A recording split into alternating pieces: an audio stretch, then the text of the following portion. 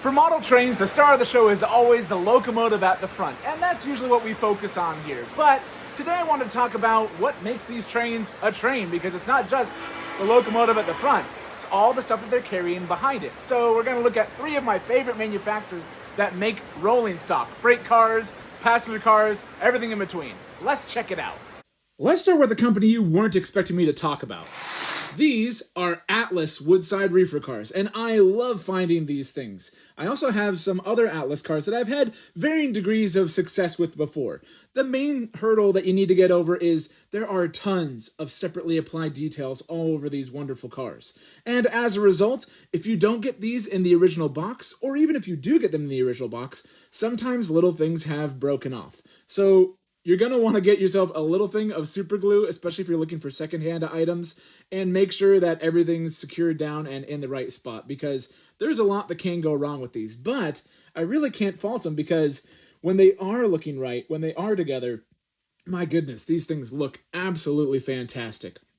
Especially all the printing on here. Look how sharp all this lettering is, super realistic, and I've even managed to find a bunch that are specific to my area, because all these billboard reefers have been something I've been really starting to look for more frequently as I realize how great of a car these things are. Now, originally, my first Woodside reefer car was this guy from Atlas, and I was a little bit underwhelmed because I was expecting this to be scale size, and it didn't seem like it was.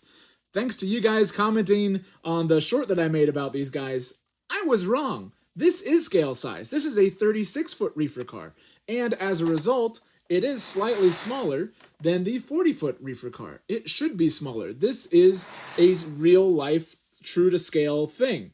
And I didn't know that because when I get a lot of things secondhand, sometimes they don't come in the original boxes. So when this thing showed up smaller than I was expecting, I was admittedly confused. However, not only is this still a great car, but because I've been able to find other 36-foot reefer cars, these look fantastic on my elevated line because they're slightly smaller, but because they're slightly closer to you when I have people visiting and looking at the layout, and just when I'm filming in general, these are closer to you, so you don't really notice that they're a little bit smaller than these other cars anyways, and there's still tons of separately applied details on here, and again, they look fantastic.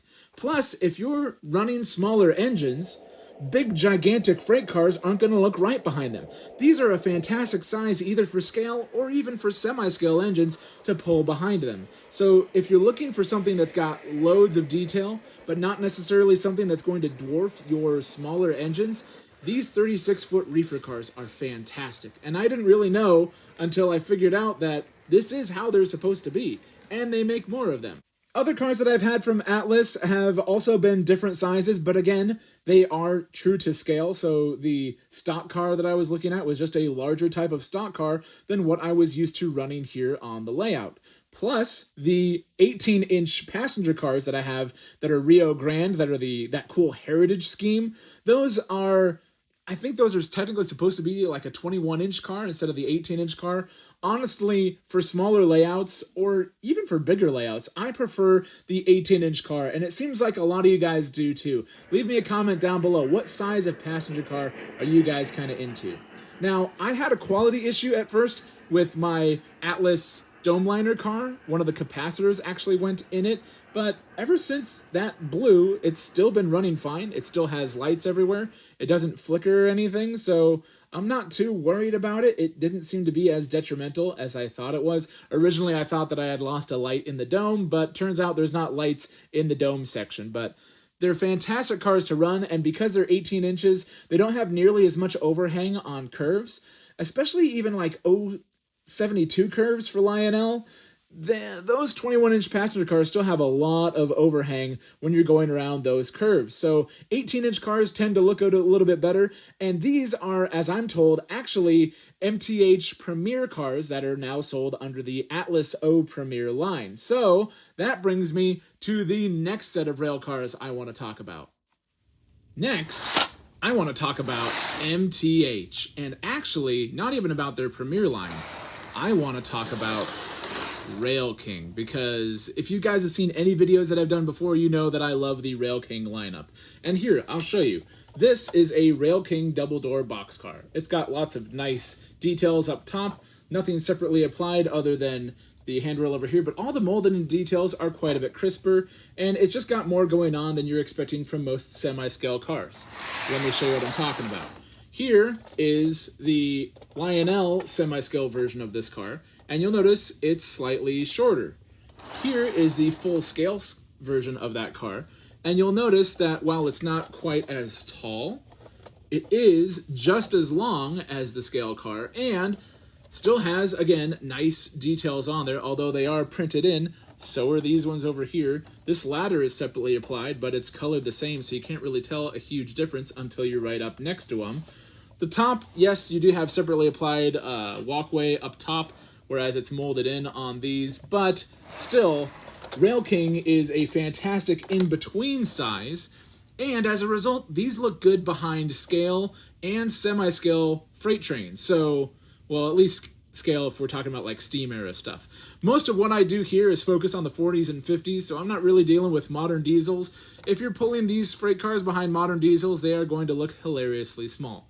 But if you're pulling anything steam, these are going to look great, and I've really enjoyed collecting these because they just have a lot of assortment of road names and colors and designs.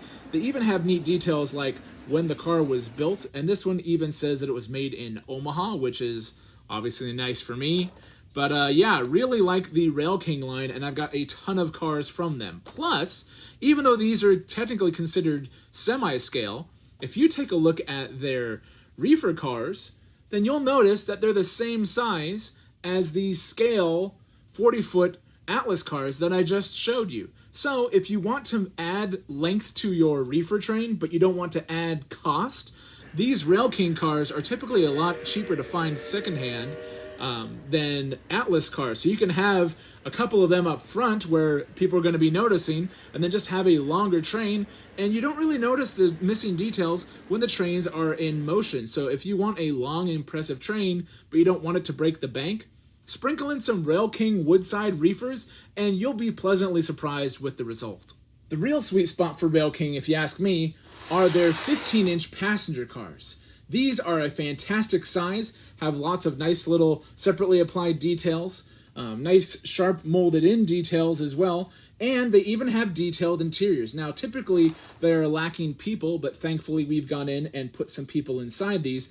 But I like this size of car because it's long enough to look better behind either scale or semi-scale trains, but they're not so long that they look goofy around turns.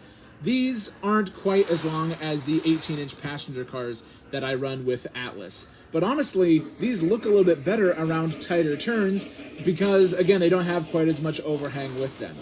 Now, the one thing you will run into if you're adding passengers to your cars, you might need to have a couple of double amputee patients because, yeah, sometimes their legs don't always quite fit all the way down because the floors are shorter, the seats are slightly scaled down. But I was all right with that because some of them you can still get that are at least looking all right sitting, just depending on the type of people that you get. We got a cheap set on Amazon, and I'm actually kind of glad I did because I felt less bad about hacking off them from the calves down for their feet. And also, my wife and my son helped me decorate and paint and detail up those figurines with some acrylic paint markers, and that was a lot of fun to do together as a family. My son got a little bit goofy with some of them, but we kind of put them towards the middle of the car so you don't see the guy with red all over his face. But these are a great size. They even have the diaphragms between the cars, so they look nice there as well. They're nicely lit, and they look fantastic right around the layout, and they're still robust enough to be able to be used by my son pretty easily. I'm not too terribly worried about little pieces and stuff getting snagged off because RailKing is going to be quite a bit more kid-friendly. Now, there are two sizes for RailKing passenger cars that you need to be aware of. There's this 15-inch size, and there's these smaller 12-inch size. And the 12-inch cars, it does start to look a little more obvious that it is a semi-scale car. So I kind of prefer these because they're a nice in-between, kind of like the freight cars that I seek out specifically for that size for RailKing because, again, they kind of bridge that gap between scale and traditional size. So do these. These are fantastic. The last freight cars I want to talk about continue my love letter to K-Line because these are individually numbered. have all these separately applied details, wonderful molded in detailing. These, if you can believe it or not, are actually semi-scale cars. Don't believe me? This is a full-size scale reefer car from K-Line, and this is the semi-scale one. Other than the fact that they don't have the opening hatches on top like the reefer car does for K-Line, all the rest of the details are there. The separately applied grab handles there, and the ladders, and the brake wheel, it's all there, and it looks great. These things are really wonderful to find, especially, again, if you can find them separate numbers, like I have over the years. Sometimes you can find them in a set, which is really nice, but I've just had to track these down individually. But yeah, really like these K-Line freight cars, whether they're the scale size or the semi-scale size. K-Line put a lot of detail into semi-scale stuff. You may have seen my videos about the Allegheny or the Daylight, or more recently about the GS64 that I took quite a bit of time to actually find. Those details on those engines, those are semi-scale engines. They're not full-scale size. And so it doesn't surprise me that they make detailed freight cars like this in semi-scale. So if you're looking for something that's really nice that can fit behind your traditional size cars, you're going to want to find yourself some K-Line. Now, not all of your K-Line cars that are semi-scale are detailed like this. You're going to want to look for the ladders because some of them are a little bit more basic and they have the molded in ladders. They're still nice, but they're just not quite as nicely detailed as some of these other examples are. So the key is to look for these handles there. Sometimes, though, it can be tricky because you'll accidentally find a scale size reefer car instead. The key to look for is the giveaway of the little screw on the end of the body. If you see that screw on the end of the body, you know it's a semi-scale car. If you don't see a screw on the end of the body, you know that it's a full-size scale freight car. So just keep that in mind when you're looking for these, and you won't go wrong. Finally, I've got to talk about the K-Line passenger cars. These things really are the pinnacle of passenger cars, whether you're into scale or semi-scale stuff. Because, I mean, just look at these things. The details on them are amazing. They've got all these wonderful separately applied details.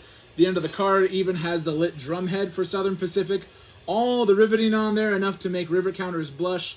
People in there, they're all nicely painted, nicely lit. All the doors on the ends of the cars are sprung, actually. These nice 3-truck wheels, they're fantastic. I absolutely love my K-Line passenger cars. I wish I had more of them. These are the heavyweight kind of Madison style cars that I have for my Southern Pacific. I wish I could find the 18-inch version of the other passenger cars, the streamlined cars, I mean. But these do nicely still. You can see all the people inside with all the furnished interiors and all that stuff. Again, the sprung doors on everything too. The end of car diaphragms. These are really wonderful cars. The set I have here is actually from PGH Train Fanatic. So if you've seen his Daylight video, these are the passenger cars that he was running. I absolutely love these, and I'm so glad that he helped me get a hold of these. They're not the most bright colors. K-Line colors are a little bit more muted when it comes to their paint jobs, especially their Southern Pacific stuff. But if you got any third rail stuff or other K-Line engines, these will match nicely. Everything else is going to be a little bit more on the vivid side, especially with the tones of orange and red that they tend to use. There's all sorts of different shapes and sizes and types and eras of freight cars and passenger cars to check out. So let me know down in the comments what you guys collect.